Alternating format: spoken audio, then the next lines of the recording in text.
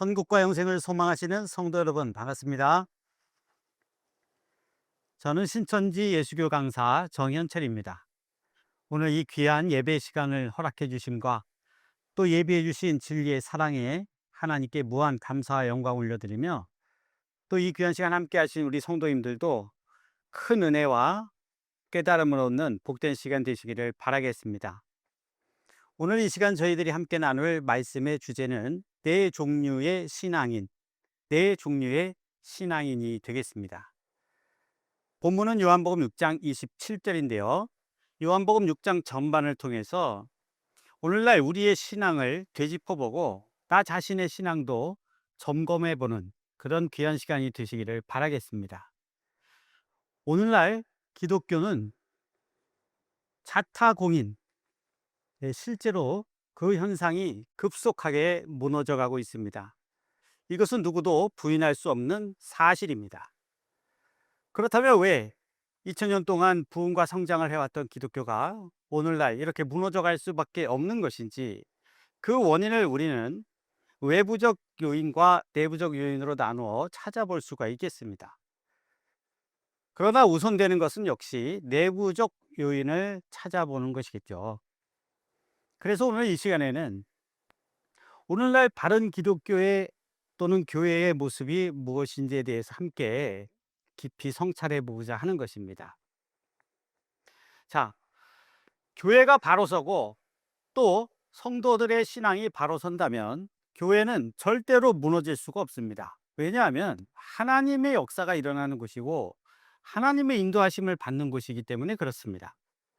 그러나 성경의 역사를 살펴보더라도 하나님의 말씀으로부터 또는 하나님의 풍만으로부터 멀어질수록 그 나라, 그 선민은 패망의 길을 걸어가는 것을 볼 수 있습니다.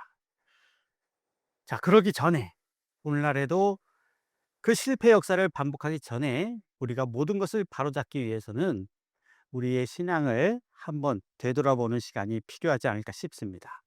그래서 오늘 본문 말씀을 통해서 우리 자신을 먼저 돌아보고 또 우리 교회의 모습을 돌아보는, 그래서 바로잡을 것을 바로잡을 수 있는 귀한 시간 되시기를 바라겠습니다. 자, 그럼 먼저 본문 말씀 요한복음 6장 27절을 함께 읽어보겠습니다. 썩는 양식을 위하여 일하지 말고 영생하도록 있는 양식을 위하여 하라. 이 양식은 인자가 너희에게 주리니 인자는 아버지 하나님의 인치신 자니라. 네, 잘 읽으셨습니다. 예수님께서 주신 말씀이에요. 자, 썩는 양식을 위하여 일하지 말고, 자, 여기 썩는 양식이라는 말씀 표현이 있고요. 그 다음에 그 반대되는 영생하도록 있는 양식을 위하여 하라, 곧 일하라는 거죠. 인자가 곧 예수님께서 너에게 줄 것이 바로 이것이라는 거예요. 이것, 영생하도록 있는 양식. 인자는 아버지 하나님의 인치신 자다, 이렇게 선포하십니다. 그러니까 예수님은 인 맞은 자가 되겠죠. 자, 그러면 왜 예수님께서 이러한 말씀을 하셨는지 우리가 배경을 알 필요가 있겠습니다. 아울러서 요한복음 6장 전반의 흐름 먼저 점검해 보도록 하겠습니다. 먼저요, 1절부터 13절까지는 잘 아시는 오병이어의 기적의 사건 기록이 되어 있습니다. 많은 사람들이 예수님의 이적을 통해서 떡과 물고기로 배를 채웠습니다.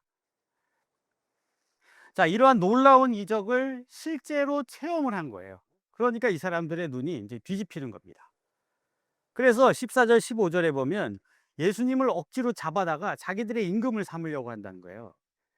그러니까 예수님이 메시아이기 때문에 임금을 삼으려는 게 아니라 이 엄청난 이적을 일으킬 수 있는, 그래서 자기들의 배를 불려줄 수 있는 그러한 사람이라고 생각해서 임금을 삼으려고 했다는 겁니다. 이러한 일이 있은 후에 예수님이 무리를 떠나서 홀로 계시다가 또 제자들을 찾아오시는 과정, 바다 위를 걸어서 제자들에게 오시는 과정이 있고요. 22절에서 25절에 이 오병이의 기적을 체험한 사람들이 예수님을 막 쫓아다니는 내용이 기록이 되어 있습니다. 찾아다니는 거예요. 예수님이 사라지셨거든요. 자, 그러다가 이제 예수님을 바다 건너에서 만났다는 거예요. 그리고 이어지는 대화의 내용입니다. 그래서 28절부터 40절까지 나는 영생의 떡을 주러 왔는데, 바로 27절의 말씀이었죠. 너희는 왜 나에게 썩는 양식을 얻으려고 하느냐? 나는 그걸 주러 온 것이 아니다. 이러한 내용이 이어지게 되겠습니다. 그러면서 아울러 모세 때 내려주셨던 만나에 대해서도 이야기가 진행이 되고요.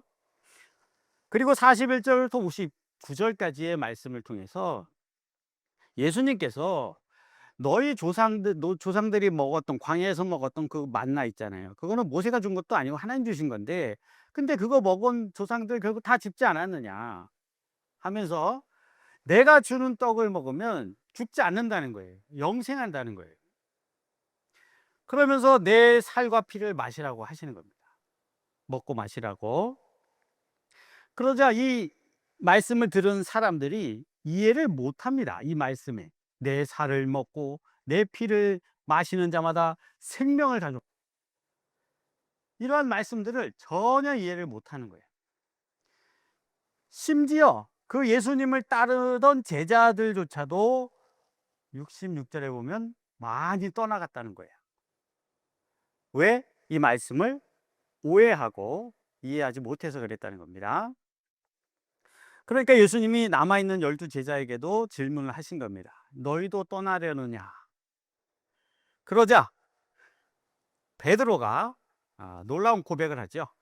바로 영생의 말씀이 계심에 하는, 이 영생의 말씀이 계심에 우리가 네게로 가오리까, 이 고백을 하게 되는 것입니다. 자, 이처럼 요한복음 6장의 핵심 중에 하나가 바로 영생이라고 하는 표현이 되겠습니다. 이 영생이라고 하는 표현이 왜 중요한지를 우리가 오늘 말씀을 통해서도 함께 나누어 보도록 할 텐데요. 자, 이 요한복음 6장에는요, 바로 네 종류의 신앙인의 모습이 나옵니다. 그리고 이 네 종류의 신앙인의 모습은 오늘날에도 동일하게 교회에서 발견되고 있습니다. 그 네 종류의 신앙인을 우리가 함께 구분해 보고 나는 어떤 종류의 신앙을 하고 있는지를 돌아보자는 얘기고, 오늘날 교회는 또한 어떠한 신앙의 모습을 하고 있는지를 함께 생각해 보자고 하는 것입니다. 자, 그 첫 번째가요, 교인이 있습니다. 교인. 교회에 다니는 교인도 맞지만 종교인의 줄임말이에요. 교인. 그러니까 이 교회 안에 교인이 많아요. 근데 이 교인은 어떠한 특징이 있냐면요, 자신의 부족함이나 욕심을 채우기 위해 신앙을 하는 거예요. 어떻게 보면 대단히 이기적인 마음으로 신앙을 하는 것이죠. 또는 너무나도 육신적인 마음으로, 육신적인 자세로 신앙을 하는 것입니다. 이런 사람들은 하나님께, 예수님께 구하는 게 뻔합니다. 뭘 구하는지를 보면 알 수 있죠. 바로 그 내용이 마태복음 6장 31절에서 33절에 기록이 되어 있는데요. 이 내용은 함께 읽어보겠습니다. 그러므로 염려하여 이르기를 무엇을 먹을까, 무엇을 마실까, 무엇을 입을까 하지 말라. 이는 다 이방인들이 구하는 것이라. 너희 천부께서 이 모든 것이 너희에게 있어야 할 줄을 아시느니라. 너희는 먼저 그의 나라와 그의 의를 구하라. 그리하면 이 모든 것을 너희에게 더하시리라. 잘 읽으셨습니다. 예수님이 이렇게 말씀하시는 거예요. 그러므로 염려하여 이르기를 무엇을 먹을까, 무엇을 마실까, 무엇을 입을까 염려하고 기도하지 마, 이런 거 구하지 말라고 하시는 거예요.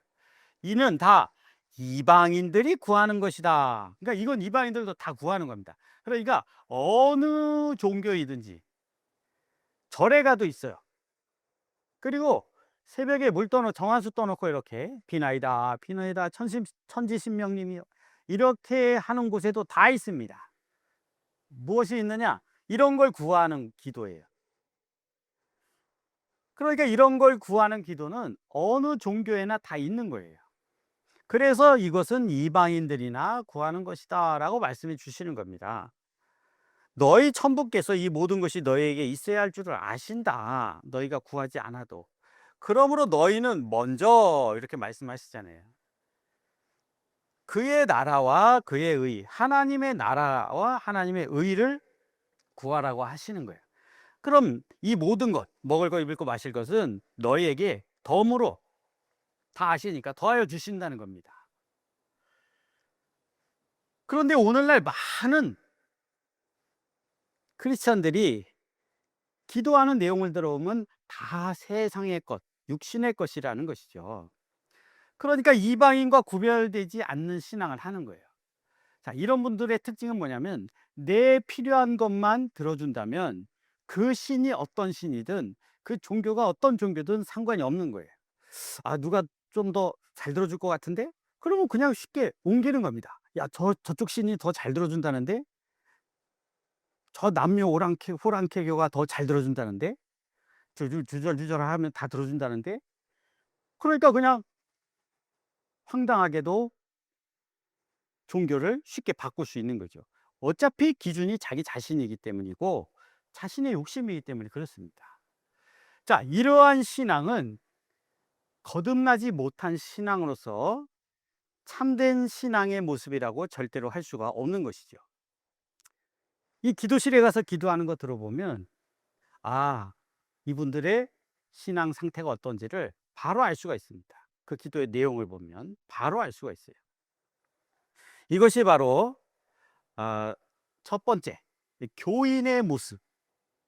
네 가지 신앙인 중에 첫 번째, 교인의 모습, 교인의 신앙입니다. 자, 그럼 두 번째 들어가기 전에 이 요한복음 6장 본문에서도요, 예수님을 쫓아다니고 예수님을 임금 삼으려는 이유가 자기들이 먹고 배부른 까닭이. 그래서 6장 26절에 저희가 나를 쫓는 것은 이적을 보았기 때문이 아니라, 그러니까 표적, 그리스도의 표적을 보았기 때문이 아니라 먹고 배부른 까닭이다. 이렇게 예수님이 직접적으로 말씀하시죠. 우리도 하나님, 예수님을 믿는 목적이 분명해야 됩니다. 이것은 기독교가 아니에요. 이것은 하나님과 예수님의 가르침이 아닙니다. 그리고 신앙의 목적도 될 수가 없습니다. 이러한 사람이 교회에 많으면 어떻게 되겠습니까? 그 교회는 세속적인 욕심으로 가득한 교회가 되겠죠. 그리고 단에서 목사 또는 목회자가 하나님께 구하라고 하나님이 다 응답해 주신다, 다 들어주신다, 다 이루어 주신다 하면서 이러한 것들을 막 더 북돋는 거죠. 응? 부추기는 겁니다. 그런 그 교회는 예수님의 피로 세워진 교회라고 할 수가 없다는 것입니다. 자, 그럼 두 번째로요, 이제 신자의 단계가 있습니다. 자, 신자, 말 그대로 믿는 사람이에요. 그럼 뭘 믿느냐? 예수님을 구원자로 고백하는 거예요. 이 믿음이 생긴 거예요. 여기서부터는 거듭났다고 뭐 표현할 수도 있겠습니다. 1차적으로. 그런데 문제는 거듭난 다음에, 그러니까 예수님이 메시아, 나의 구원자이심을, 하나님의 아들이심을 고백한 이후에 그 다음에 하나님의 뜻이 무엇인지, 어떻게 그 뜻대로 살 것인지에 대한 관심이 없어요.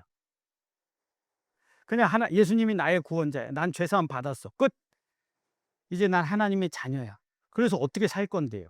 무엇을 위해 살 건데요? 이게 없습니다.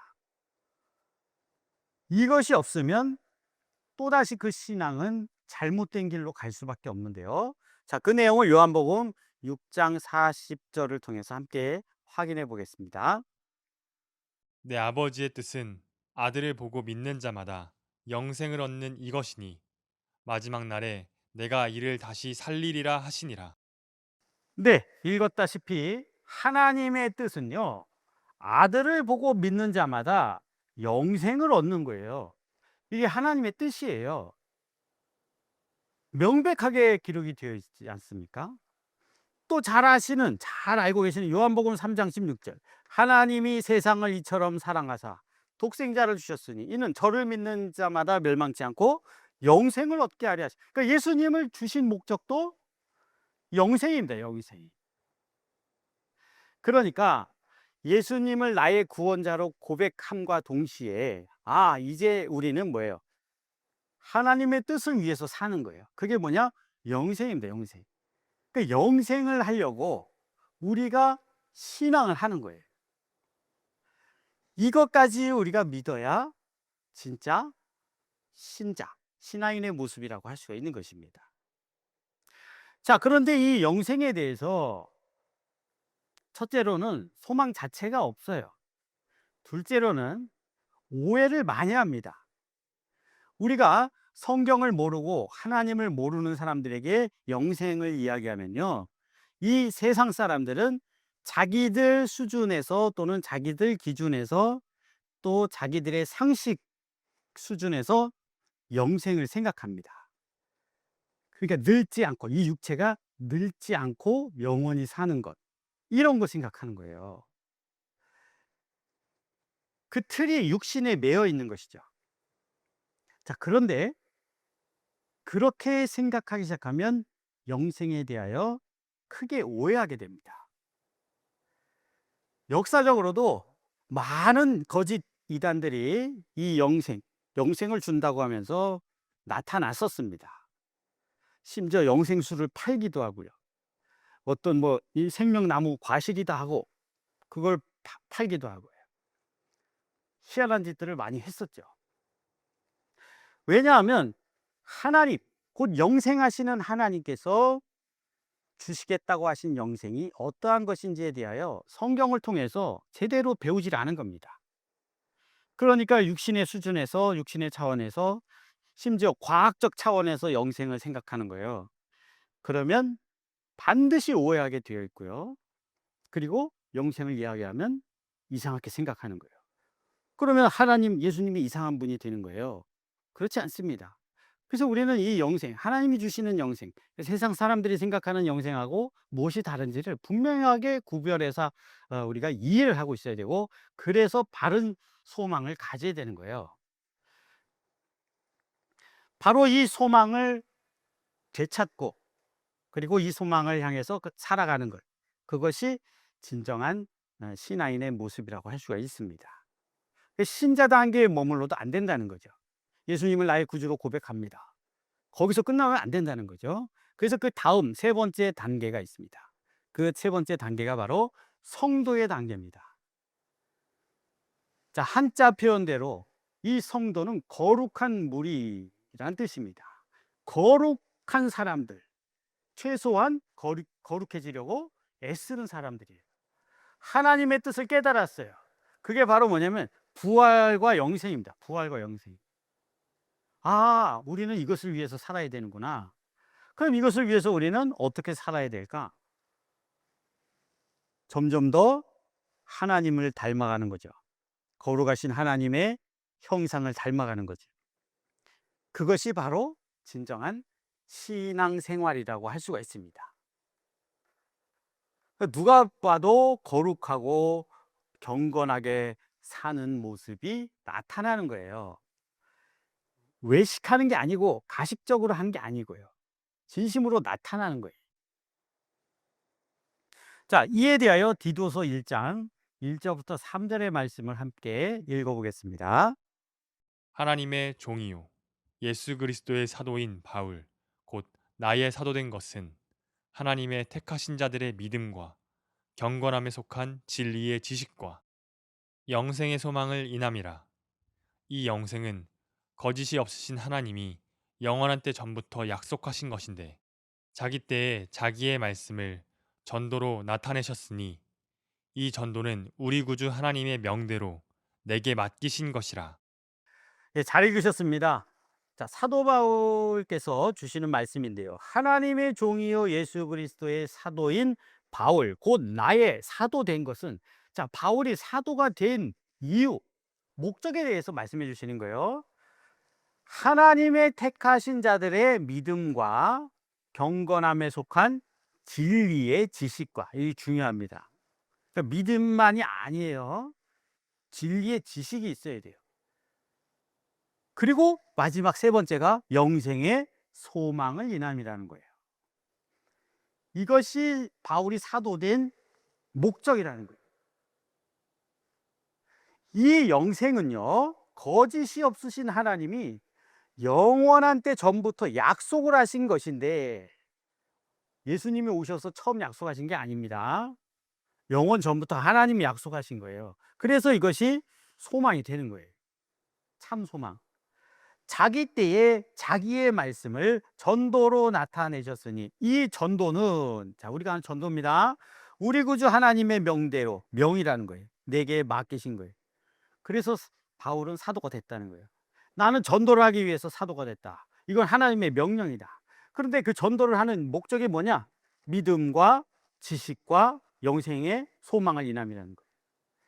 이것이 바로 하나님의 뜻이고, 이것이 우리가 신앙을 하는 목적이고, 이 목적을 분명하게 가지고 있는 신앙이라면 거룩한 삶을 살려고 노력을 한다는 거죠. 자, 그런데 예수님을 진짜 메시아로 믿었던, 요한복음 6장에서요, 믿고 따랐던 소위 제자들이라고 표현이 되어 있습니다. 이 제자들 중에는 예수님을 믿었지만 이 영생을 주신다는, 그래서 내 살과 피를 먹어야 너희가 생명을 가졌고 영생을 한다라는 말씀을 이해하지를 못했습니다.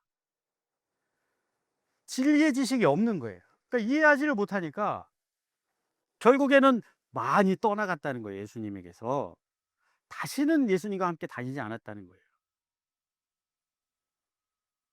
이 요한복음 6장의 현상이 오늘날 교회 안에서도 이루어지고 있다, 나타나고 있다는 거예요. 우리는 영생, 그 영생을 위한 진리의 지식과 믿음, 선물로 주시는 믿음, 이러한 것들을 목적으로 해서 살아야 되는 거예요. 그리고 이 목적을 분명히 가지고 있는 사람은 자기도 모르게 거룩해지기 위해서 애쓰고 산다는 것이죠. 이것이 바로 성도의 신앙이라는 것입니다. 그러니까 우리는 적어도 성도의 수준은 돼야지, 누가 봐도 아, 저 사람은 참 거룩하게 또 경건하게 살려고 애를 쓰는구나, 이러한 모습이 나타나야지 그것이 참 신앙인, 바른 신앙이라고 할 수 있지 않겠습니까? 온갖 욕심과 죄악을 다 저지르고 다닌다면 누가 그 사람을 보면서 하나님, 예수님에 대하여, 또 이러한 소망에 대하여 진실되게 믿겠느냐 이 말이죠. 전도를 해야 됩니다. 전도. 근데 전도하는 목적이 우리 교회 좀 와봐가 아니에요. 그게 어떻게 전도입니까? 우리 교회 와봐가. 그게 아니라 이런 걸 가르치는 것, 이런 걸 전하는 게 전도입니다. 이해되셨나요? 그런데 자기도 없으니까 전도라는 걸 평생 해보질 않았어요. 그리고 심지어 교회에서도 이렇게 교회를 한번 데리고 오면 전성도 전도의 날 해가지고, 그죠? 교회 한번 데리고 오면 그게 전도한 거라고. 또 교회 등록하면 그게 전도한 거라고. 여러분, 그건 전도를 하기 위한 전 단계는 될 수 있을지 몰라도 그게 어찌 전도입니까? 이러한 것을 가르치는 게 전도죠. 이해되시나요? 그러니까 이런 걸 가르치지 않는 전도를 하니까 교회에 이런 게 없을 수밖에 없지 않겠습니까? 그리고 성도들도 이런 소망을 잃어버렸으니, 참 소망을 잃어버리니까 헛된 소망을 쫓게 되는 것이죠. 누가 이러한 것을 만들었느냐? 성경에서는 이것이 마귀의 역사다, 정확하게 가르쳐주고 계시거든요. 그렇기 때문에 우리는 적어도 신자에 머물지 말고 성도의 단계까지 가야 됩니다. 이 신자는요, 소망이 없다 그랬잖아요. 그래서 조금만 뭐 자기 마음이 어긋나면요, 바로 배가 붙습니다. 앞에 신자 앞에 배가 붙어서 배신자가 돼요. 신앙을 버리기가 쉽습니다. 그래서는 안 된다는 거예요.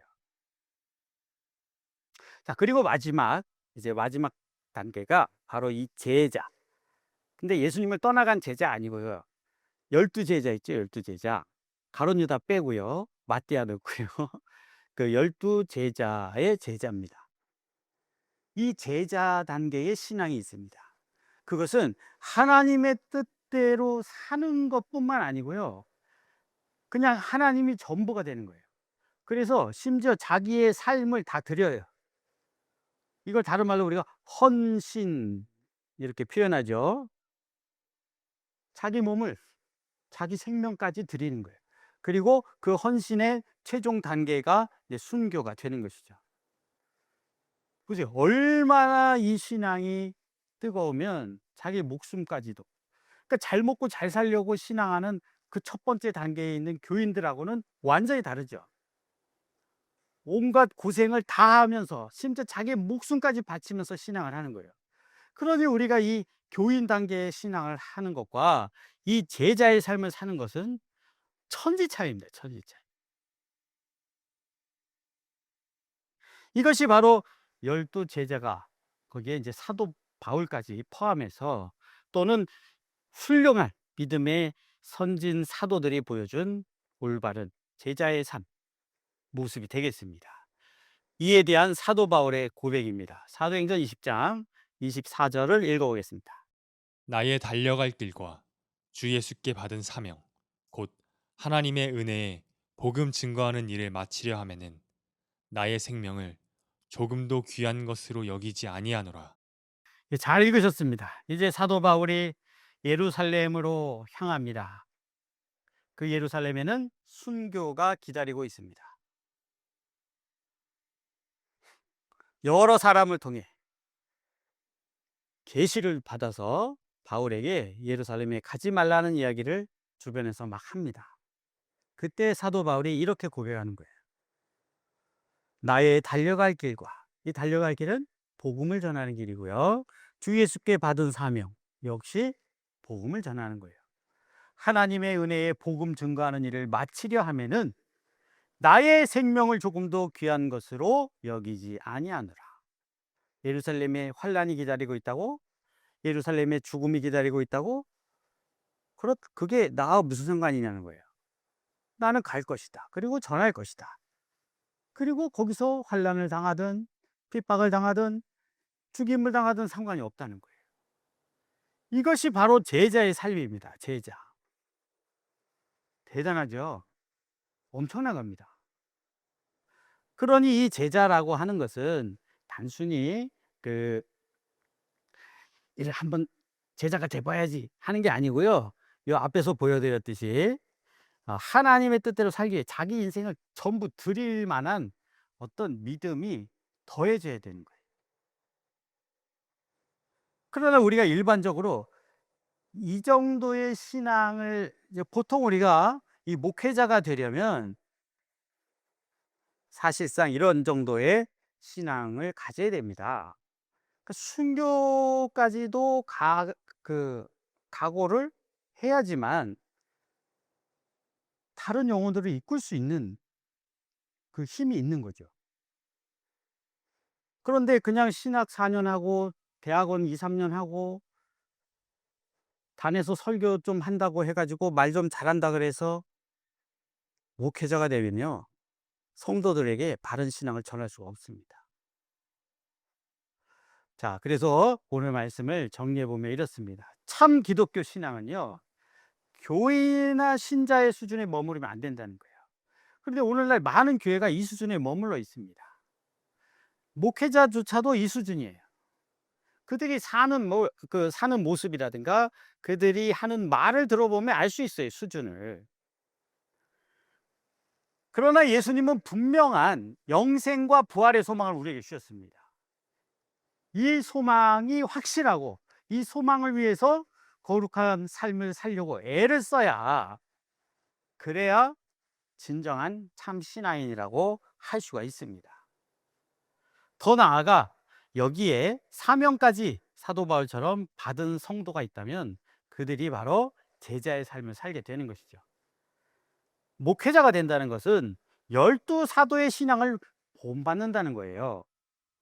목회자가 된다는 건 그런 겁니다. 자기 것이 없어요. 목회자가. 목회자는 자기 것이 없습니다. 무슨 자기 집이 있고 자기 차가 있고 자기 것이 어디 있습니까? 이 소망을 회복해야 됩니다. 그리고 적어도 성도의 삶을 살아야 됩니다. 그래야만 우리가 소망, 교회가 다시 회복될 수 있다는, 또 성령의 역사가 다시 나타날 수 있다는 자그마한 소망을 가질 수가 있는 겁니다. 그러기 위해서 먼저 나 자신의 신앙이 어떠한지를 돌아봐야 되겠죠. 오늘 말씀을 통해 자신을 잘, 우리 자신 먼저 잘 돌아보고 바른 신앙을 회복하는 귀한 시간이 되셨기를 바라겠습니다. 오늘 말씀 이것으로 마치고 함께 기도드리겠습니다. 생명과 복을 허락하신 아버지 하나님, 오늘 요한복음 6장의 말씀을 통하여 어떠한 신앙을 해야 되는지를, 또 나 자신의 신앙은 어떠한지를 돌아보고 점검할 수 있는 귀한 은혜 허락하심에 감사를 드리옵나이다. 우리 자신의 한 사람 한 사람의 신앙, 그 신앙이 회복되는 것이 곧 교회를 회복하고 하나님의 역사를 회복하고 저 사망과 멸망의 길로 걸어가는 수많은 영혼들을 살릴 수 있는 유일한 길임을 고백하오니, 이 귀한 말씀을 통해 저희들에게 큰 은혜 주시고 변화가 일어날 수 있도록 성령의 역사 일으켜 주시옵소서. 감사드리오며 예수 그리스도의 이름으로 기도 올리옵나이다. 아멘.